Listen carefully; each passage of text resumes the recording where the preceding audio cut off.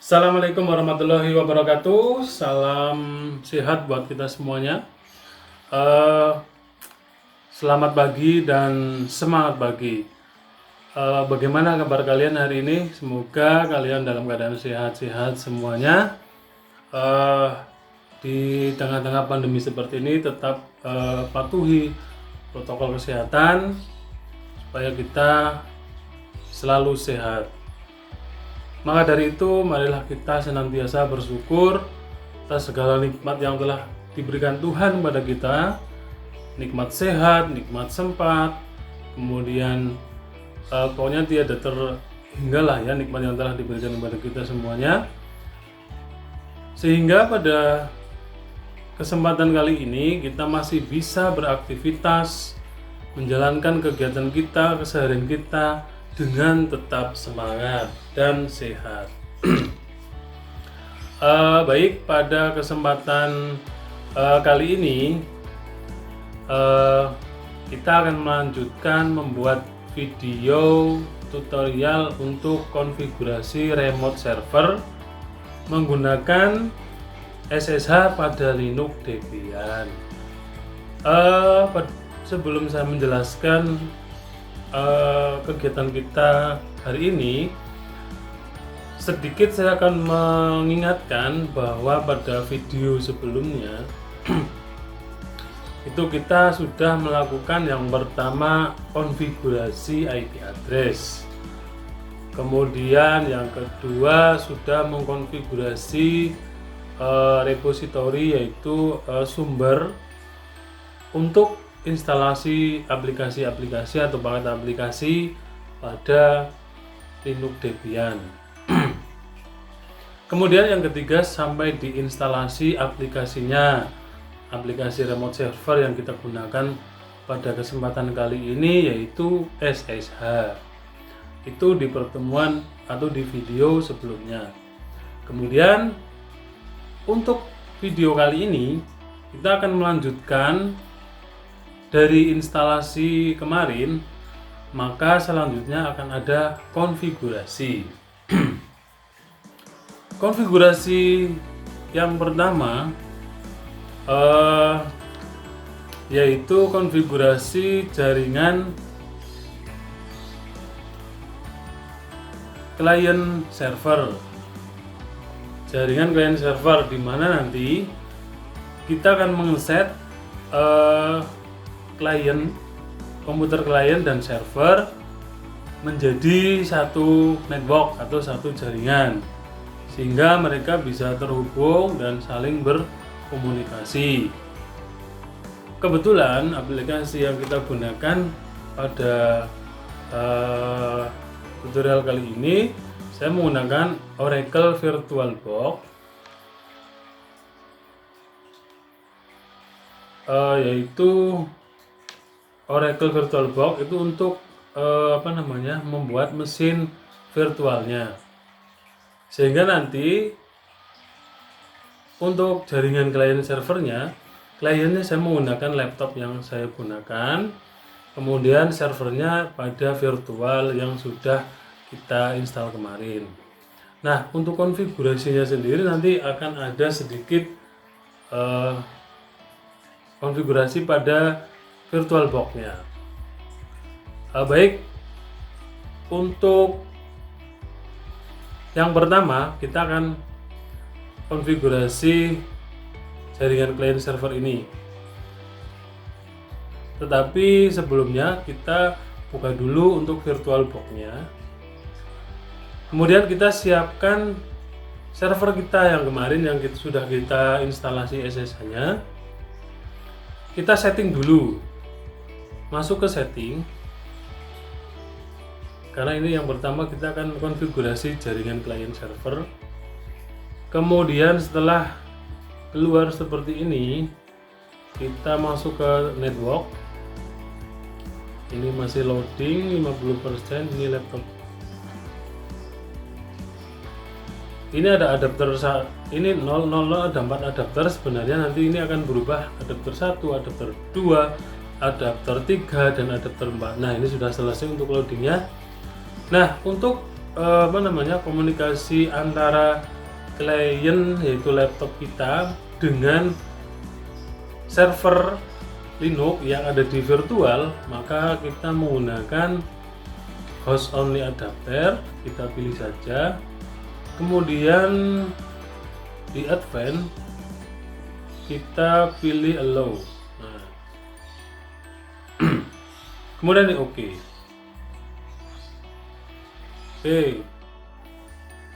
Baik, untuk selanjutnya kita akan mencoba mengkonfigurasi IP address pada klien kita, yaitu Windows atau laptop kita. Yang pertama kita langsung masuk ke ini saja ya, ikon jaringan, kemudian klik kanan Open Network dan Internet Setting. Ditunggu sebentar, kemudian kita masuk ke Change Adapter Option. Kemudian di sini ada, nah ini tadi sudah kita setting untuk pada virtual box-nya host only. Kemudian di sini kita akan kasih IP address. Klik kanan Properties. Kemudian pilih Internet Protocol versi 4 Properties. Nah, di sini kita kasih IP address. Kalau tidak salah kemarin untuk server 192.168.10.1, maka di sini tidak boleh satu, tetapi harus satu network. Misalkan kita kasih di sini 50. Kemudian subnet masknya tinggal kita tap saja, akan muncul secara otomatis. Default gateway kita kasih IP server saja nggak apa-apa, 192.168.10.1. Kemudian untuk DNS kasih IP server 10.1. Kemudian di OK.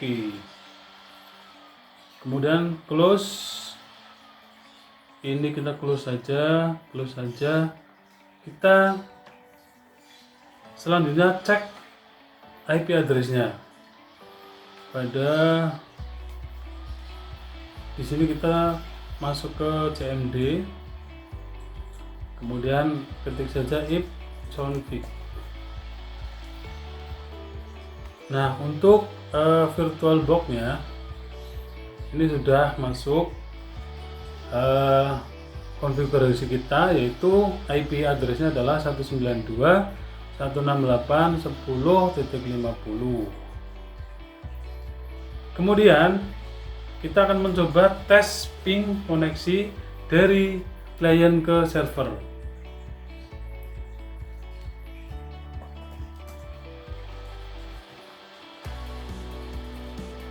Satu.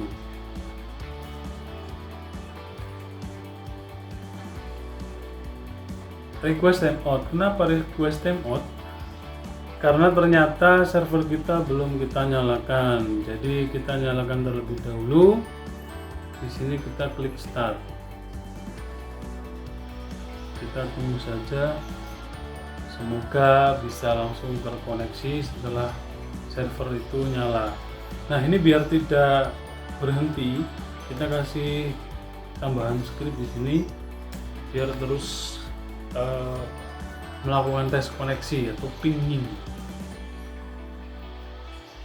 sambil menunggu server on. Nah, ini ada di belakangnya, kita geser dulu ini.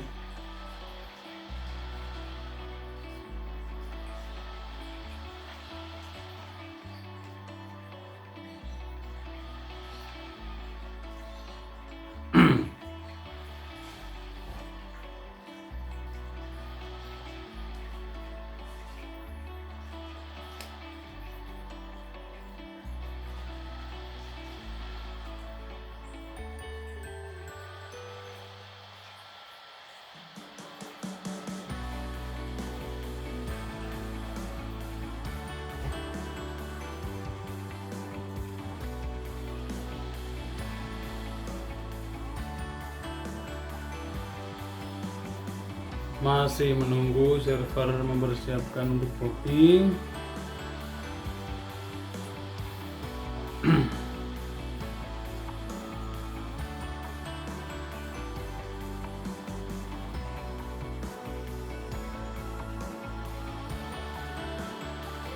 Nah, ini sudah langsung terkoneksi ya dengan hasil seperti ini.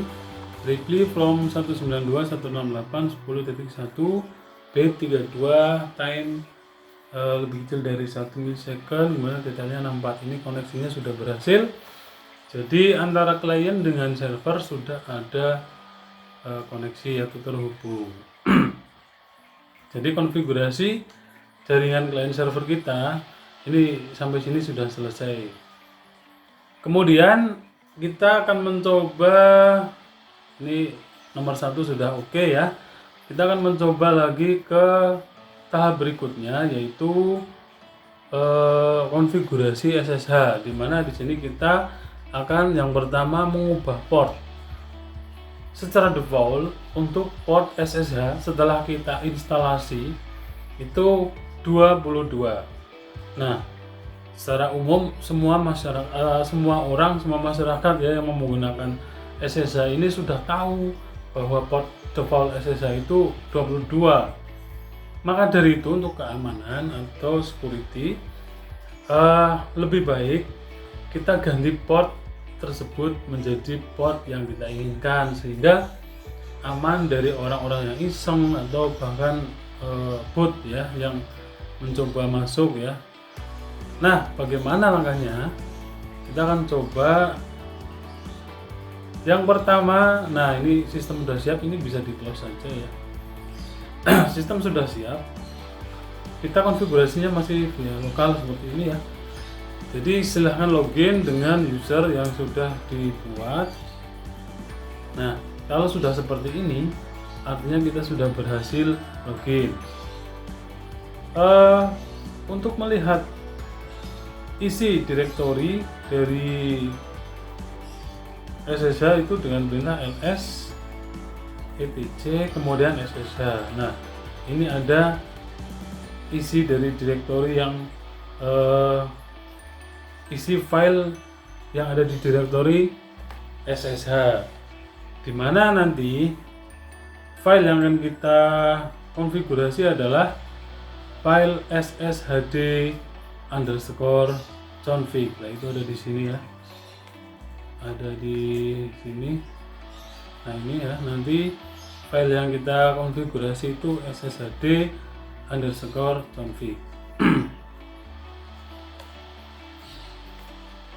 Kemudian untuk mengubah langsung saja kita masuk ke nano, kemudian /etc/ssh/sshd hd_config, enter. Nah, bisa dilihat di sini, ini portnya sudah diganti ternyata ya, 345. Pada awalnya di sini menunya portnya adalah 22 seperti ini. Karena ini sudah diganti, jadi ya kita akan simpan terlebih dahulu, kemudian kita restart dulu.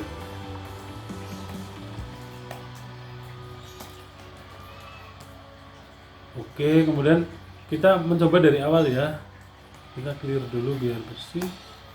Oke, kita coba dulu dari awal. nano/etc/sshd_config. Oke, portnya ini secara default 22 sebenarnya. Kita akan mencoba mengubah menjadi port 345 misalkan, 345. Kemudian ada lagi ini.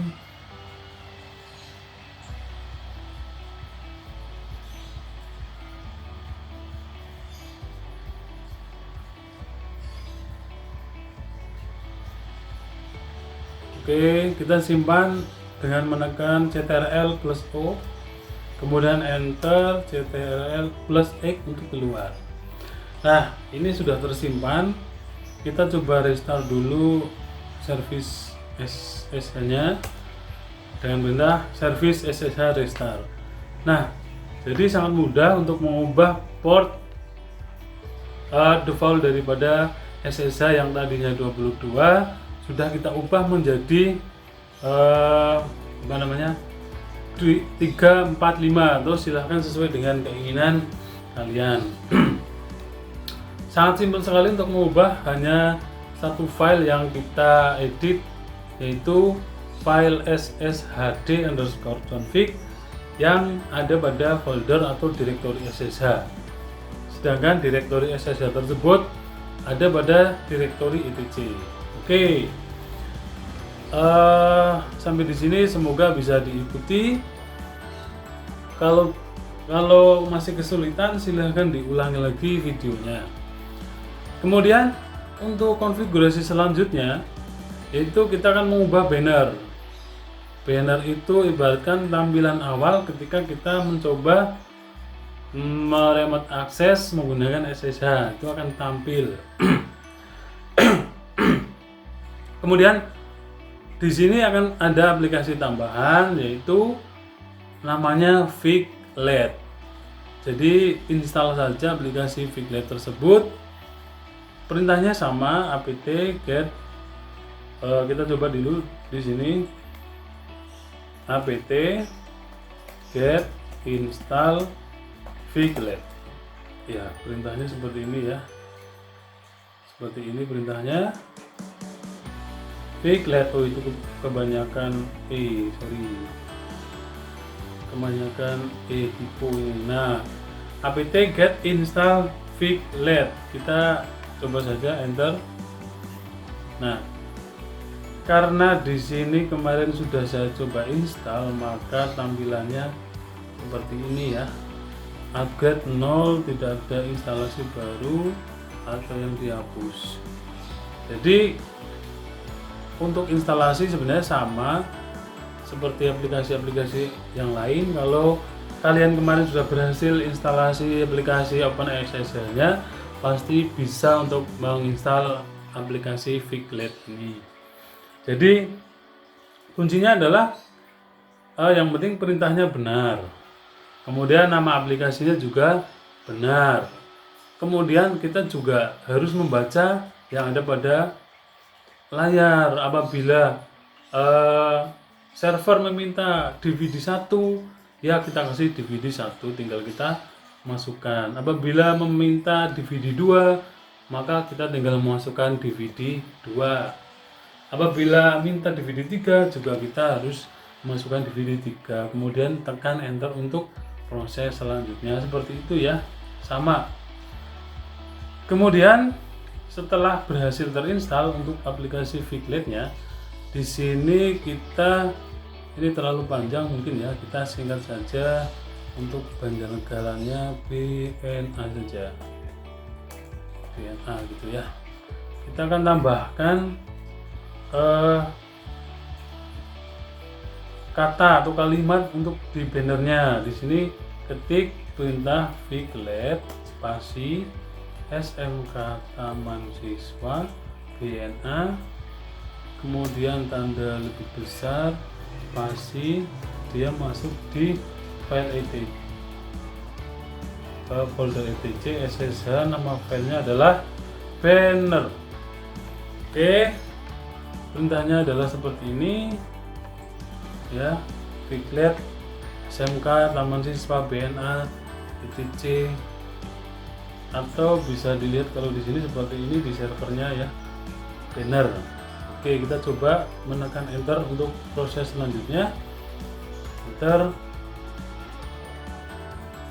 Oh maaf, ini salah ketik, ternyata SHH. Nah, maka dari itu kalau salah ketik akan ada notifikasi keterangan kita melakukan kesalahan. Jadi di sini yang benar SSH. Oke, kita coba lagi, enter.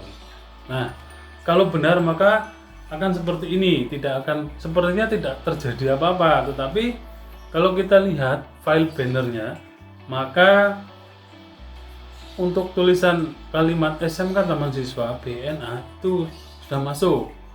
Bagaimana cara mengecek bahwa tulisan yang kita masukkan itu sudah berhasil masuk? Nah, kita buka file banner yang ada pada direktori SSH dengan perintah nano slash etc slash ssh slash banner.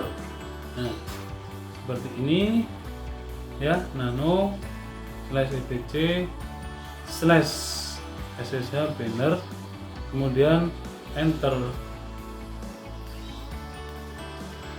Nah, ini sudah masuk SMK Taman Siswa DNA seperti yang kita tuliskan pada perintah tadi. Oke, kita exit saja, tidak usah disimpan, tidak apa-apa, dengan menekan perintah ctrl-x. Kemudian jangan lupa setelah kita konfigurasi apapun, entah itu SSH, networking, web, kemudian yang lainnya, kita harus merestart service supaya konfigurasi yang kita update atau kita ubah yang terbaru akan tersimpan. Service SSH restart. Oke, restarting.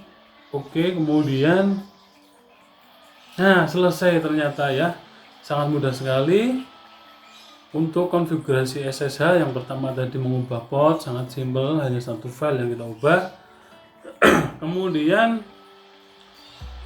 mengubah banner. Oh ya, ini sorry ada yang ketinggalan satu.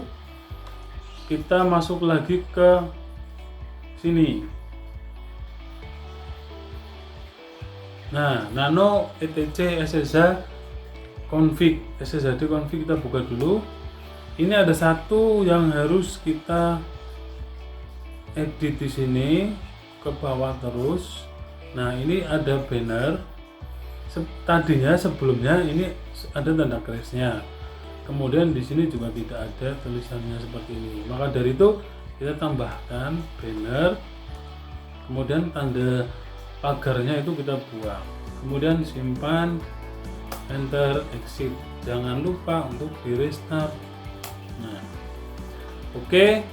Jadi konfigurasi yang kedua untuk mengubah banner selesai. Nanti akan kita coba di pengujian. Jadi sedikit saya ulang bahwa di sini ada Viglet, yaitu aplikasi tambahan. Kemudian kita tinggal memasukkan nama atau kalimat yang harus nantinya muncul di banner. Kemudian kita untuk mengecek bahwa ini sudah masuk, itu ada di perintah nano etc banner. Kemudian satu lagi, jangan lupa kita ubah pada file sshd_config dengan membuang atau menghapus tanda pagarnya dan menambahkan kata-kata atau tulisan banner karena filenya adalah banner. Jangan lupa untuk setiap konfigurasi kita harus melakukan restart. Ya, semoga untuk konfigurasi SSH ini bisa dipahami dan diikuti. Selanjutnya kita akan mencoba masuk di pengujian, yaitu menguji konfigurasi SSH. Dimana nanti untuk pengujian ada dua. Yang pertama via localhost, yang kedua yaitu via Windows. Via localhost itu diuji melalui server itu sendiri, kemudian atau mungkin bisa menggunakan telnet ya, selain SSH juga bisa telnet. Tetapi pada kesempatan kali ini kita sudah menggunakan SSH. Via localhost itu menggunakan server itu sendiri. Kemudian via Windows yaitu menggunakan Windows client laptop kita yang nanti akan ada aplikasi tambahan namanya WinSCP ya. Jangan lupa untuk diinstal aplikasi WinSCP. Ini aplikasi tambahan pada sisi klien untuk mengakses remote atau untuk meremote akses server kita. Baik, langsung saja. Yang pertama via localhost, maka kita akan mencoba dari sisi server. Caranya adalah SSH, kemudian root at localhost. Coba dulu ya, enter. Connect SSH connect to localhost port 22 connection refuse. Jadi ini tidak berhasil karena kita tadi sudah mengubah portnya, maka kita harus menambahkan port yang kita ubah. Caranya sama, SSH root at localhost, tinggal ditambahkan portnya. Berarti berapa? Tadi 345.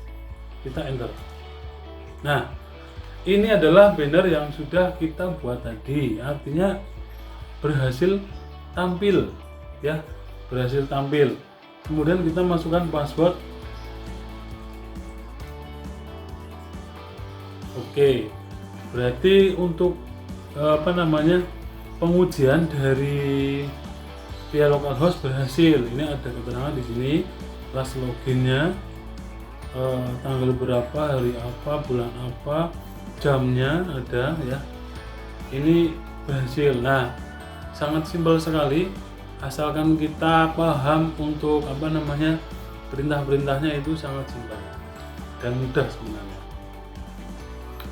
Kemudian untuk via yang kedua, yaitu via Windows, kita menggunakan aplikasi tambahan WinSCP.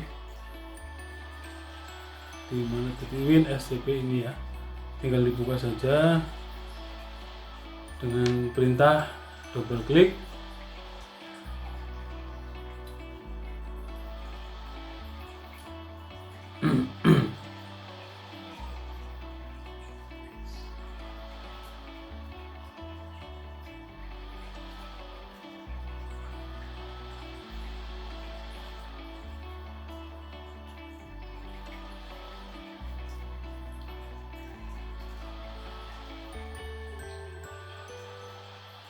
Nah, untuk tampilannya itu seperti ini. Belum selesai. Nah, ini kita harus masuk terlebih dahulu untuk bisa mengakses hostname. Yang diperlukan di sini adalah ada hostname, port, username, dan password. Oke, kita coba saja. Hostname-nya kita masukkan IP server 192.168.10.1 ya, 1. Kemudian portnya 345. Username-nya root, passwordnya kita masukkan. Kemudian login. Oke, di sini juga tampil untuk bannernya SMK Taman Siswa Banjarnegara. Artinya untuk konfigurasi mengubah port, kemudian mengubah banner itu sudah berhasil setelah kita uji. Nah, tampilannya seperti ini. Jadi kita bisa melihat direktori dari Linux Debian ya. Ini adalah file-file atau direktori yang ada di sistem operasi Linux Debian yang ada di server kita. Contoh, kita akan mencoba membuka SSH ya. Itu ada di sini, etc. Kemudian masuk lagi ke mana ini SSH. Nah, ini ya, ke SSH kita buka. Kemudian di sini ada banner juga, ada mode, ada file-file yang ada di server. Ini sama seperti tadi. Kita coba SSH di sini, kita double klik saja, buka. Nah, sama seperti tadi ya. Kita mengakses dari sisi klien. Ini portnya juga sudah kita ubah. Kemudian tadi yang untuk banner itu di bawah ada ini, sama persis ya, sama persis. Oke, jadi ini untuk pengujian dari sisi klien melalui Windows dengan aplikasi WinSCP berhasil. Nah, kalian nanti bisa membandingkan untuk konfigurasi enak yang mana, seperti itu ya. Jadi kalau menurut saya, kalau kita tahu banyak perintah atau sintak-sintak yang ada pada Linux, itu akan lebih enak menggunakan mode teks seperti ini. Kenapa? Karena untuk aksesnya pasti lebih cepat, lebih ringan, kemudian bisa langsung tereksekusi ya. Kalau seperti ini ya kita harus double klik mencari file dan yang lain sebagainya. Untuk masuk ke file yang banyak masuk direktorinya juga harus klik-klik, kemudian cari lagi ya, klik-klik, double klik lagi di open, kita cari filenya dan seterusnya. Tapi kalau pakai yang teks seperti ini, kita bisa mengetik panjang nama direktorinya, kemudian langsung filenya. Otomatis kalau kita sudah benar perintahnya dan nama-namanya akan terbuka secara file itu akan terbuka maksud saya. Oke, sekian dulu ya untuk tutorial kali ini. Jadi sekali lagi saya ulangi, pada video ini kita sudah mengkonfigurasi jaringan client server, yaitu mengkonfigurasi IP address yang ada pada Windows dan kalau untuk yang server sudah di video sebelumnya. Jadi kita setting di sini, setting IP yang ada di Windows dan VirtualBox. Kemudian yang kedua yaitu konfigurasi SSH, di mana kita tadi sudah mengubah port default yang awalnya 22 kita ubah menjadi 345. Kemudian selanjutnya yaitu kita sudah mengubah banner yang awalnya tidak ada apa-apanya. Ketika kita login itu akan ada kalimat atau bisa kita isi identitas dari perusahaan kita atau sekolah atau bahkan identitas server kita, sehingga muncul nanti di awal kita login. Tetapi untuk konfigurasi ini kita membutuhkan aplikasi tambahan yaitu Viglet. Kemudian jangan lupa saya selalu mengingatkan, setelah konfigurasi apapun baik itu networking, SSH, BIN, kemudian DNS ya, web server, itu harus ada restart servisnya di restart. Kemudian selanjutnya yang ketiga yaitu kita sudah menguji konfigurasi SSH, yaitu kita sudah berhasil. Yang pertama melalui localhost, yaitu melalui server itu sendiri bisa diakses tadi. Kemudian via Windows menggunakan aplikasi tambahan BIN SCP juga berhasil. Ya, semoga video ini bisa untuk menjadi referensi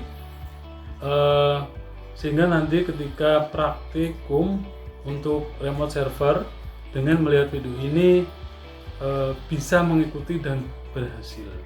Semoga bermanfaat ya.